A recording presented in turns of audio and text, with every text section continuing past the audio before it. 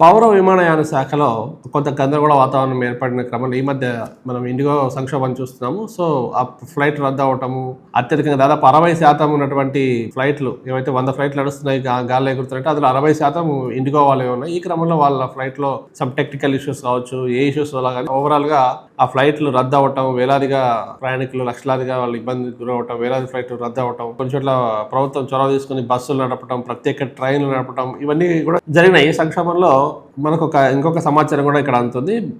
ముఖ్యంగా తెలంగాణకు సంబంధించి కొత్తగూడెం, మహబూబ్ నగర్లో ఎయిర్పోర్ట్లు ఏర్పాటు చేయాలనే ఒక ప్రతిపాదన ఉంది. ఈ క్రమంలో కొంత భూమి సంబంధించి సర్వే చేయటం, అక్కడ వాతావరణ పరిస్థితులు అనుకూలంగా ఉన్నాయా లేవా అని పౌర విమానయాన శాఖకి సంబంధించినటువంటి అధికారులు అక్కడ సందర్శించడం.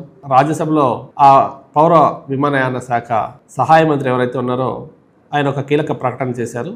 ఈ రెండు ప్రాంతాల్లో ఇప్పటి ఎయిర్పోర్ట్లు మనం నిర్మాణం సాధ్యం కాదు. కొత్తగూడెం, మహబూబ్ నగర్ ప్రాంతాల్లో వివిధ రకాల టెక్నికల్ కారణాల వల్ల, సాంకేతిక సమస్యల కారణంగా ఇప్పట్లో అక్కడ ఏర్పాటు చేసే అవకాశం లేదని చెప్పి తేల్చి చెప్పారనమాట. ఇవాళ మనకు అందుతున్నటువంటి సమాచారం. రెండోదిగా ఏంటంటే వరంగల్లో ఆల్రెడీ ఎయిర్పోర్ట్ నిర్మాణం గతంలో ఉండేది. ఇప్పుడు మళ్ళీ తిరిగి దాన్ని పునరుద్ధరించే క్రమంలో అక్కడ కూడా ఇంకా అవసరమైన భూమి ఏదైతే ఉందో దాన్ని పూర్తి స్థాయిలో ప్రభుత్వం ఇంకా అవసరమైన భూమిని ఇంకా అందజేయకపోవడం వల్ల ఏమైందంటే అక్కడ కూడా కొన్ని సాంకేతిక కారణాల వల్ల అది కూడా ప్రస్తుతం అయితే బ్రేక్ పడినట్టుగా మనకు సమాచారం అందుతుంది. కేంద్ర పౌర విమానయాన శాఖ మంత్రి మురళీధర్ మోహోల్ సహాయ శాఖ మంత్రి అయిన పౌర విమానయాన శాఖకు. సో ఈయన కీలక ప్రకటన చేశారు. రాజ్యసభలో బీఆర్ఎస్ ఎంపీ అడిగిన ప్రశ్నకు సమాధానంగా ఆయన చెప్పారు. ఈ త్వరలో ఇవన్నీ కూడా అందుబాటులోకి వస్తాయని చెప్పి గతంలో ప్రచారం జరిగింది.